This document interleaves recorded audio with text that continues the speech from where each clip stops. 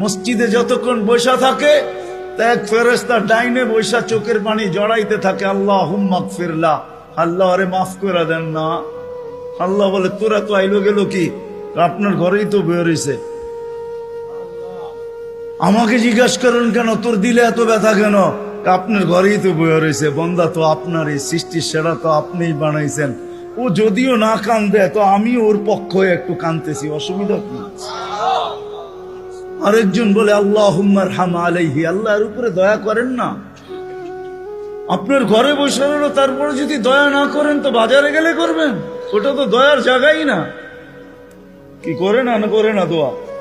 যতক্ষণ মসজিদে বসে থাকে আরেকজন নামাজের সওয়াব লিখতে থাকে। আল্লাহ বলে ঘুমায় তো রইল, তুই নামাজের সওয়াব লেখোস না কেন? ঘুমাইলো তো আপনার বাড়িতেই ঘুমাইছে, আর কোথায় ঘুমাইছে? সওয়াব লিখবো না তো লিখবো না কেন? এটাও ফেরেশতা চালায়।